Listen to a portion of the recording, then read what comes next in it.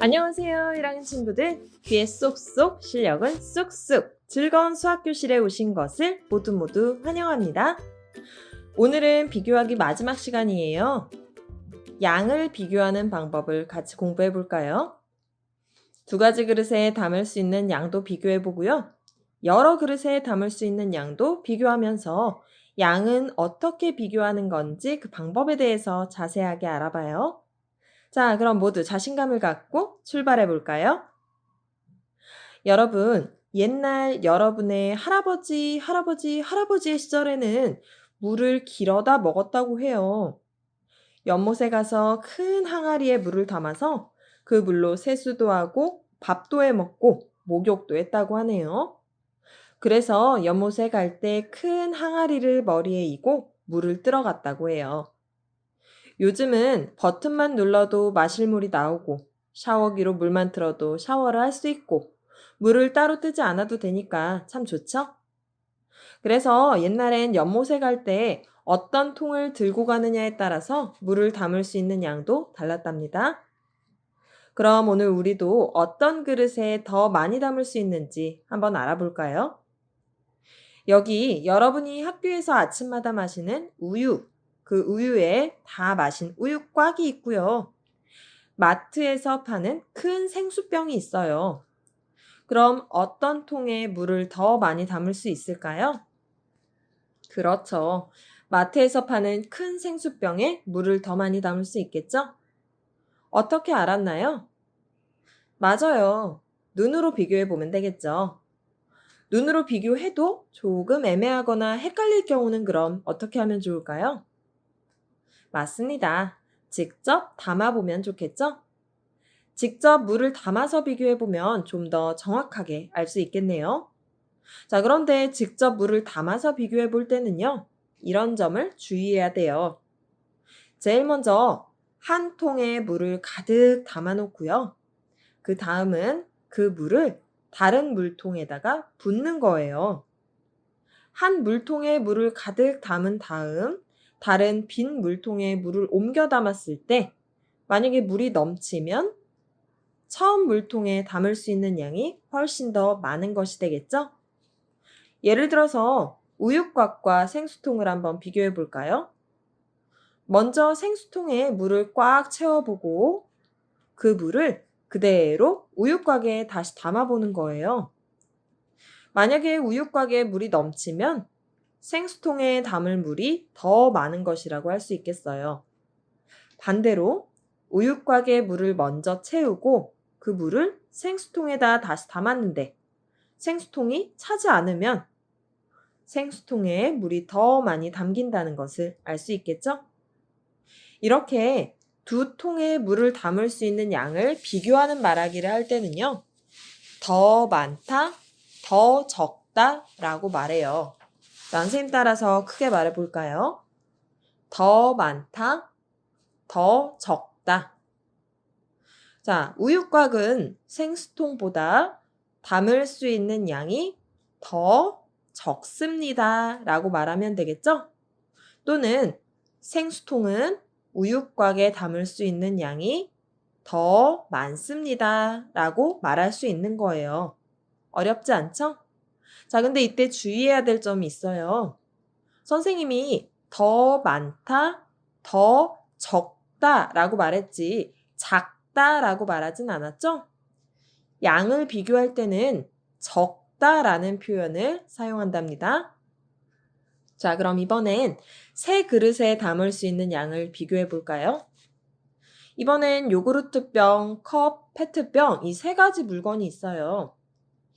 이 용기에 물을 담을 때 어떤 용기에 가장 많은 물을 담을 수 있을까요? 그렇죠. 가장 많은 양을 담을 수 있는 것은 페트병이고요. 가장 적은 것은 요구르트병이 되겠죠? 세 가지 용기를 비교할 때도 방법은 같답니다. 우선 눈으로 비교해 보는 거예요. 눈으로 비교했을 때 어떤 것이 더 많이 담을 수 있을까 비교를 해보고요. 그것도 약간 애매하고 또는 정확하게 알고 싶으면 물을 가득 담은 다음 다른 통에 그 물을 부어서 비교해 보는 방법이 있겠죠. 자, 그럼 제일 먼저 컵에 물을 가득 담은 다음에 그 물을 그대로 요구르트 병에 옮겨 담으면 어떻게 될까요? 그렇죠. 넘치겠죠? 그럼 컵은 요구르트 병보다 물을 담을 수 있는 그 양이 더 많다라고 할 수 있겠네요. 그럼 반대로 요구르트 병이 주인공이 돼보면 요구르트 병은 컵보다 담을 수 있는 양이 더 적다라고 할 수 있겠어요. 자, 그럼 한 번 더. 이번엔 페트병과 컵을 비교해 볼까요? 페트병과 컵을 비교해 보면 페트병에 물을 가득 담고 그 물을 다시 컵에 부어서 비교해 보는 거예요. 그럼 페트병에 담은 물이 컵에 담으면 넘치게 되니까 페트병은 컵보다 담을 수 있는 양이 더 많다라고 말할 수 있겠죠? 또는 컵을 주인공으로 해서 말해보면 컵은 페트병보다 담을 수 있는 양이 더 적다라고 할 수 있는 것이겠죠? 자, 그동안 우리 빈 그릇에 담을 수 있는 양을 비교해 봤는데요. 그럼 이번엔 이미 들어있는 물의 양을 비교해 볼까요? 엄마께서 개똥이와 개똥이 동생 소똥이에게 음료수를 주셨어요. 그런데 개똥이 동생 소똥이는 아직 아기라서 마실 수 있는 양이 좀 적답니다. 엄마께서 주신 컵의 크기와 모양은 똑같은데요. 음료수의 높이만 달라요. 그럼 두 음료수의 양을 어떻게 비교할 수 있을까요? 그렇죠. 음료수의 높이가 더 낮을 때는 들어있는 물의 양이 더 적다라고 말할 수 있고요. 물의 높이가 더 높을 땐 들어있는 음료수의 양이 더 많다라고 얘기할 수 있어요. 자, 근데 이때 우리 조심해야 될 점이 있어요. 컵의 모양과 크기가 똑같아야 이렇게 높이로만 비교할 수 있는 거랍니다.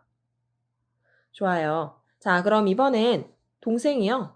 엄마, 나도 형이랑 높이를 똑같이 해서 주스를 주세요. 라고 말했어요. 아직 동생은 아가라서 많이 먹으면 배탈 날 텐데. 엄마가 걱정을 하시네요. 그래서 똑똑한 엄마가 이런 방법을 생각해내셨어요. 잘 들어보세요. 둘 다 높이를 똑같이 해주는데 하나는 둥글고 큰 컵에다 담아주고요. 하나는 날씬하고 작은 컵에 음료수를 따라주는 거예요. 대신 높이는 똑같이 하고 말이에요. 자, 그럼 높이가 똑같으니까 음료수의 양이 같을까요? 아니죠. 더 큰 그릇에 들어있는 물의 양이 더 많겠죠? 반대로 작은 컵에 들어있는 물의 양은 더 적겠죠. 이렇게 높이가 같아도 그릇의 모양과 크기에 따라서 물의 양을 비교할 수 있답니다. 좋아요. 자, 그럼 오늘 공부한 내용 우리 같이 정리해 볼까요? 오늘은 어떤 것에 더 많이 담을 수 있는지 양을 비교해 보았어요. 두 개를 비교할 땐 무엇이 무엇보다 더 많다 또는 무엇이 무엇보다 더 적다 라고 이야기를 했고요. 우리 여러 개를 비교할 땐 무엇이 가장 많다 또는 무엇이 가장 적다 라는 말을 사용했죠. 작다라고 사용하지 않도록 조심하세요. 그리고 우리 직접 비교하기 힘들 땐 물을 덜어서 옮겨보고 비교하고 또는 높이로도 비교할 수 있다고 했고 또는 컵이 둥글고 큰 컵인지 또는 날씬하고 작은 컵인지 그런 컵의 모양으로도 비교해 볼 수 있다고 했어요. 자, 그럼 다음 시간에는요, 우리 50가지의 수에 대해서 같이 공부해 볼까요? 친구들 모두 다음 시간에 다시 만나요. 모두 안녕!